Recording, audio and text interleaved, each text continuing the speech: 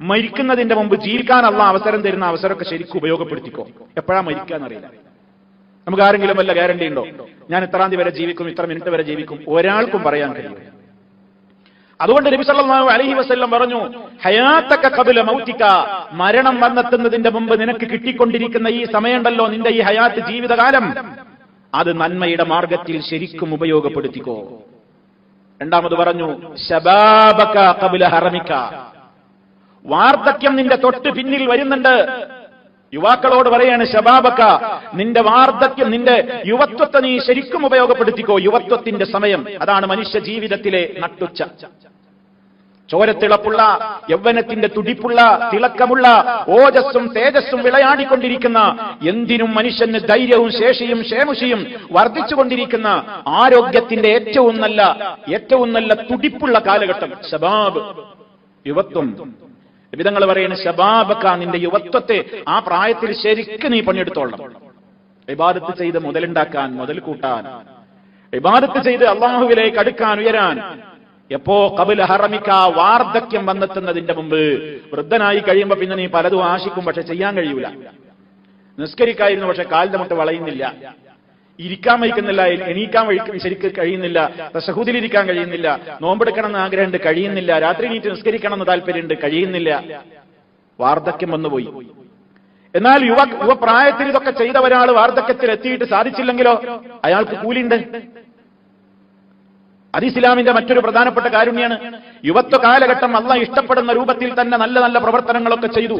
വാർദ്ധക്യത്തിലെത്തി അയാൾക്ക് യുവത്വത്തിൽ ചെയ്തിരുന്നത് പോലെ ഇബാദത്ത് ചെയ്യാനുള്ള ആരോഗ്യമില്ലാതായി, വൃദ്ധനായി പോയി. എന്നാലോ അയാൾക്ക് ആ യുവത്വത്തിൽ ചെയ്തിരുന്നത് പോലെയുള്ള കൂലി ഇത് ചെയ്യാത്ത കാലത്തും അദ്ദേഹത്തിന് ഉണ്ടെന്ന് മഹാനായ റസൂലുള്ളാഹി സ്വല്ലല്ലാഹു അലൈഹി വസല്ലം. കാരണം എന്താ? അദ്ദേഹത്തിന് കഴിയാത്തതുകൊണ്ടാണ്. കഴിയുന്ന കാലത്ത് അദ്ദേഹം ചെയ്തു. അതിനാണ് നബി സല്ലല്ലാഹു അലൈഹി വസല്ലം പറയുന്നത് എന്ത്? വാർദ്ധക്യം വന്നെത്തുന്നതിന്റെ മുമ്പേ നിന്റെ യുവത്വ കാലഘട്ടമാകുന്ന സമയത്ത് നീ ശരിക്കും ഉപയോഗപ്പെടുത്തിക്കോ. അതുപോലെ തന്നെ നബി സല്ലല്ലാഹു അലൈഹി വസല്ലം പറഞ്ഞു, വസിഹതക ഖബല സുഖമിക, രോഗത്തിന് നീ അടിമയായി തീരുന്നതിന്റെ മുമ്പേ നിന്റെ ആരോഗ്യ കാലഘട്ടം നീ ശരിക്കും ഉപയോഗപ്പെടുത്തിക്കോ. ആരോഗ്യമുള്ള സമയം, രോഗമൊന്നുമില്ല. ഇപ്പോൾ അൽഹംദുലില്ലാ രോഗമൊന്നുമില്ല. എന്നാൽ എപ്പോഴാണ് ഒരു രോഗത്തിന്റെ പിടിയിൽ നമ്മൾ അകപ്പെടുക എന്നറിയില്ല.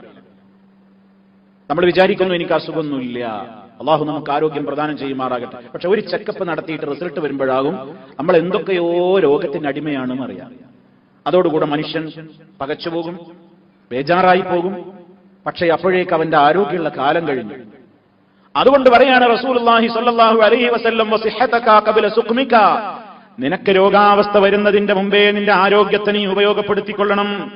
അതുപോലെ തന്നെ ഹദീസിൽ പറയുന്നു, വഗിനാക ഖബല ഫഖരിക, നിനക്ക് ദാരിദ്ര്യം നിന്നെ പിടികൂടുന്നതിന്റെ മുമ്പ് നിന്റെ സമ്പത്തും നീ ഉപയോഗപ്പെടുത്തിക്കോ. അഥവാ ഇപ്പൊ 4 കാശ് കയ്യിലുണ്ടെങ്കിൽ ഇതിനേക്കാൾ ദുരിതമുള്ള ഒരു ഘട്ടത്തിലേക്ക് നീ പോകുമോ എന്നറിയില്ല. നിന്റെ കയ്യിൽ പണമുള്ള അവസരത്തിൽ ആ പണം നീ ശരിക്കും അള്ളാഹ് പൊരുത്തപ്പെടുന്ന വഴിയിലേക്ക് മാത്രം വിനിയോഗിച്ചുകൊണ്ട് നിന്റെ ഈ സമ്പന്നാവസ്ഥ നീ ശരിക്കും നന്മയിലേക്ക് തിരിച്ചുവിട്ടോളൂ. കാരണം ഇനി ഫഖീറായേക്കാം. ഫഖീറായി മാറുമ്പോ കൊടുക്കണം എന്ന് ആഗ്രഹം ഉണ്ടാവും, കയ്യിലുണ്ടാവില്ല. അതുകൊണ്ടുള്ള സമയത്ത് കൊടുത്തോളൂ. പിന്നെ നബി സല്ലല്ലാഹു അലൈഹി വസല്ലം പറഞ്ഞു, 5ാമത്തെ കാര്യം, ഫറാഗക ഖബല ശുഗ്ലിക, നിന്റെ ജീവിതത്തിൽ ബിസി വരാൻ പോകുന്നുണ്ട്. തിരക്ക് പിടിച്ച ജീവിതം വരുന്നതിന്റെ മുമ്പ് നിനക്ക് കിട്ടുന്ന ഒഴിവ് സമയങ്ങൾ നീ ശരിക്കും പ്രയോജനപ്പെടുത്തിക്കോ. അതാണ് ഫറാഗ്, ഒഴിവ് സമയം. നമുക്ക് എത്ര ഒഴിവ് സമയം കിട്ടുന്നുണ്ട്? ഒഴിവ് സമയം കിട്ടുമ്പോ ഒക്കെ നമ്മൾ എന്ത് ചെയ്യും? എന്തെങ്കിലും വിനോദങ്ങളിലേക്ക് പോകും. നമ്മുടെ കൈകളിൽ മൊബൈൽ ഫോണുണ്ട്, സംവിധാനങ്ങളുണ്ട്. ഒഴിവ് കിട്ടിയാൽ നമ്മൾ അതിലേക്ക് നോക്കും. എന്നാൽ അതിലും നമുക്ക് പുണ്യം നേടാനുള്ള വഴികളില്ലേ? സോഷ്യൽ മീഡിയകളിലൂടെ നമുക്ക് പുണ്യം നേടാൻ വകുപ്പില്ലേ? അതിൽ നല്ല നല്ല കാര്യങ്ങളില്ലേ? ആ നന്മയിലേക്കാണോ ഉപയോഗപ്പെടുത്തുക? അല്ല. നന്മയിലേക്ക് ഉപയോഗപ്പെടുത്തുമ്പോൾ നമുക്ക് ശൈത്താൻ നമ്മുടെ മനസ്സിൽ അതിനോടുള്ള വിരക്തി ഉണ്ടാക്കി തീർക്കും, ആലസ്യം തോന്നിപ്പിക്കും. പരിശുദ്ധ ഖുർആനിന്റെ പഠനം, നല്ലത് കേൾക്കൽ, നല്ലത് വായിക്കൽ, നല്ലത് മനസ്സിലാക്കൽ, അത്തരം ഘട്ടങ്ങളിലൊക്കെ ശൈത്താൻ നമ്മുടെ മനസ്സിൽ വിരക്തി ഉണ്ടാക്കും, വെറുപ്പ് തോന്നിക്കും. അതേ അവസരത്തിൽ അള്ളാഹു വിരോധിച്ചിട്ടുള്ള സംഗതികളിലേക്കാണ് നമ്മുടെ സമയം നമ്മൾ ഉപയോഗപ്പെടുത്തുന്നതെങ്കിൽ പൈശാചികമായ നമ്മുടെ മനസ്സിൽ കൃത്യമായ നിലക്കുള്ള പ്രോത്സാഹനങ്ങൾ കിട്ടിക്കൊണ്ടേയിരിക്കും. മണിക്കൂറുകൾ പോകുന്നത് നമ്മൾ അറിയൂല. 1, 2, 3 ഒക്കെ മണിക്കൂറുകൾ നിരന്തരമായി ഇരുന്ന ഇരിപ്പിൽ ഇരുന്ന ഇരിപ്പിൽ 2-3 മണിക്കൂറുകളാണ് സോഷ്യൽ മീഡിയകളിൽ നമ്മൾ കഴിച്ചു കൂട്ടിക്കൊണ്ടിരിക്കുന്നത്. അതേ മനുഷ്യന് 10 മിനിറ്റ് തികച്ച് ഓട്ട് വായിടാതെ ഉറക്കം തൂങ്ങാതെ ഖുർആൻ ഓതാൻ കഴിയുന്നില്ല. എവിടെയാ പ്രശ്നം? എവിടെയാണ് നമ്മുടെ സമയം നഷ്ടപ്പെടുത്തുന്നത്? ആരാണ് നമ്മുടെ സമയത്തെ കൊല്ലിക്കുന്നത്? ആരാണ് നമ്മുടെ സമയത്തിന്റെ അമൂല്യമായ ആ ഘട്ടത്തെ വഴിതിരിച്ചു വിടുന്നത്? മറ്റാരുമല്ല, ശൈത്താൻ തന്നെയാണ്. ലഅഖുദന്ന ലഹും സിറാത്തക്കൽ മുസ്തഖീം. ശൈത്താൻ അല്ലാഹുവോട് പറഞ്ഞതാണ്, ലഅഖുദന്ന ലഹും സിറാത്തക്കൽ മുസ്തഖീം ثم لآتينهم من بين أيديهم ومن خلفهم وعن أيمانهم وعن شمائلهم ولا تجد أكثرهم شاكرين. ശൈത്താൻ അല്ലാഹുവിന്റെ മുമ്പിൽ എടുത്ത പ്രതിജ്ഞയാണ്. നമ്മുടെ കൂടെയൊക്കെ എല്ലാവരുടെ കൂടെ ഉണ്ടല്ലോ ശൈത്താൻ, വളരെ സജീവമായിട്ട് നിലനിൽക്കുകയാണ്. അല്ലാഹുവോട് പറഞ്ഞു, നിന്റെ നേർവഴിയിൽ ഞാൻ ഇരിക്കുക തന്നെ ചെയ്യും. എന്താ പറഞ്ഞതിന്റെ ഉദ്ദേശം? നല്ല വഴിക്ക് നീങ്ങാൻ ഉദ്ദേശിക്കുന്ന ആളുകളുടെ ആ വഴിയിൽ തടസ്സമായിക്കൊണ്ട് ഞാൻ ഇരിപ്പുറപ്പിക്കുക തന്നെ ചെയ്യും. എന്തിന്?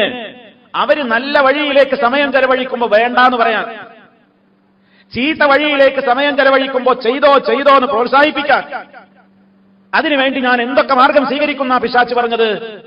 സുമ്മ ലആതിയന്നഹും മിൻ ബൈനി ഐദീഹിം, ഞാൻ അവരുടെ മുമ്പിലൂടെ ചെന്നു നോക്കും, അവരുടെ പിന്നിലൂടെ എന്ന് നോക്കും, അവരുടെ വലതുവശത്തുകൂടെ ചെല്ലും, ഇടതുവശത്തുകൂടെ ചെല്ലും എന്ന് പറഞ്ഞാൽ നാനാവിധത്തിലും ശൈത്താൻ നമ്മെ തിന്മയിലേക്ക് കൊണ്ടുപോകും.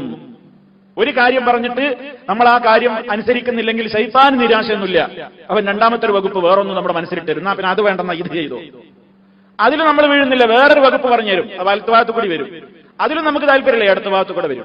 നാനാവിധേന വന്നിട്ട് അവന്റെ പണി എന്താണ്? വലാ തജിദു അക്സറഹും ശാകിരീന, അവരിൽ ഭൂരിപക്ഷത്തെയും നിനക്ക് നന്ദി ചെയ്യുന്നവരായിട്ട് മാറാതെ നോക്കാനാണ് എന്റെ ഏറ്റവും വലിയ അധ്വാനം ഉണ്ടാവുക എന്നാണ് ശൈത്താൻ പറഞ്ഞത്. നമ്മുടെ ബാധ്യത എന്താണ്? നമുക്ക് അല്ലാഹു സമയം തന്നാൽ ആ സമയത്തോട് കാണിക്കേണ്ട ശുക്ർ എങ്ങനെയാണ്? നിഅമത്ത്, വഖ്താകുന്ന നിഅമത്ത് നമുക്ക് കിട്ടിയാൽ, സമയം എന്ന അനുഗ്രഹം നമുക്ക് കിട്ടിയാൽ, ആ അനുഗ്രഹം തന്ന അതിന്റെ ദാതാവായ റബ്ബിനോട് നമ്മൾ ശുക്ർ കാണിക്കേണ്ടത് എങ്ങനെയാണ്? ആ സമയം നമ്മൾ ചെലവഴിച്ചുകൊണ്ട് ഏതിൽ? ഫിത്താഅതി വൽ അഅമാലി സ്വാലിഹാത്ത്, നല്ല നല്ല കാര്യങ്ങളിൽ ചെലവഴിച്ചുകൊണ്ട്, നല്ല നല്ല പ്രവർത്തനങ്ങൾ ചെയ്തുകൊണ്ടാണ് നമ്മുടെ സമയത്തിന് റബ്ബ് നമുക്ക് ആ സമയം നൽകി അനുഗ്രഹിച്ചതിന് നമ്മൾ എന്ത് ചെയ്യേണ്ടത്? നന്ദിയും ശുക്റും കൂറും ഒക്കെയുള്ളവരായി തീരേണ്ടത്.